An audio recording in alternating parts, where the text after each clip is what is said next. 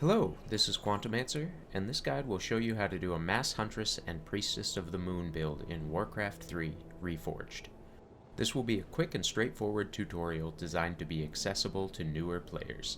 The footage is in real time, so feel free to practice along. When the game starts, send 4 wisps to mine gold and 1 to build an altar. Begin training more wisps at this time.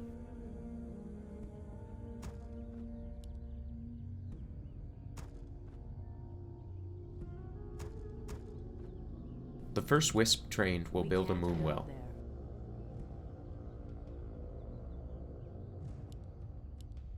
The second wisp trained is sent to mine gold. Continue training wisps and send them to harvest wood. A total of 9 wisps will be trained, 7 for wood, and 2 to become Ancients of War.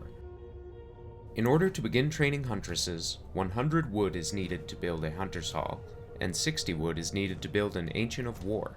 Since the Hunter's Hall takes slightly longer to build than an Ancient of War, it is better to harvest wood with an extra wisp rather than turn it into an Ancient of War prematurely. The exception to this is if you choose to use your first Ancient of War to creep, in which case you would build it early and delay Huntress production slightly. When the altar finishes, train a Priestess of the Moon. This hero has an ability called True Shot Aura that increases the damage dealt by friendly ranged units. As Huntress have a ranged attack and can be potent in large numbers, they synergize well with the Priestess.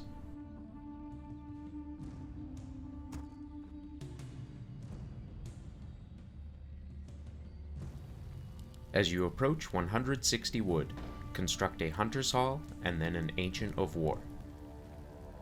The Hunter's Hall is required to train Huntress and provides upgrades for your units as well.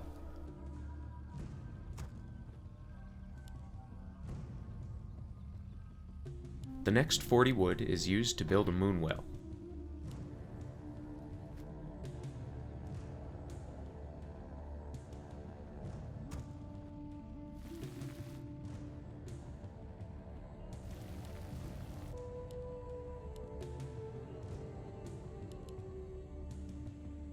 At 60 wood, build a second Ancient of War.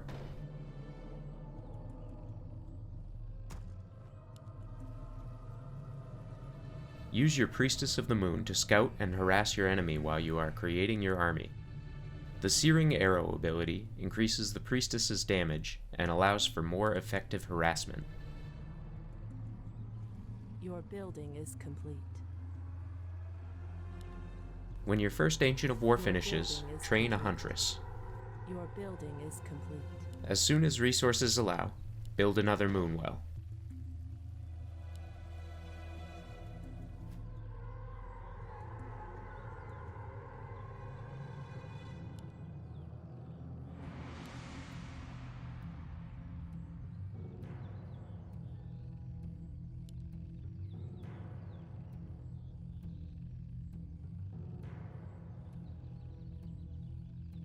Begin training Huntress from both of your Ancients of War.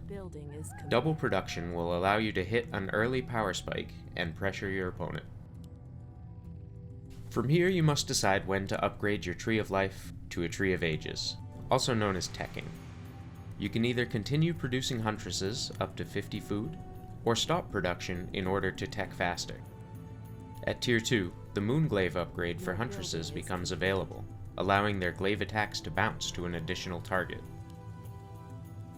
While Huntresses can be very powerful, they are exceptionally vulnerable to units with piercing type attacks, such as archers, headhunters, riflemen, and crypt fiends.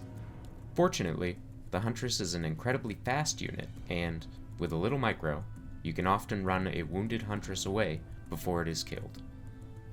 The Priestess herself is also quite fast, and it is important to use her mobility to keep her alive. After all, your Huntress cannot benefit from True Shot Aura if the Priestess is dead.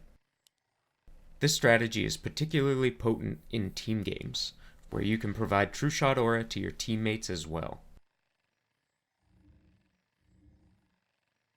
That is all for this guide. Please like and subscribe if you enjoyed this or found it helpful. Leave a comment below if there's a build you want to see next. This is Quantumancer, and thanks for watching.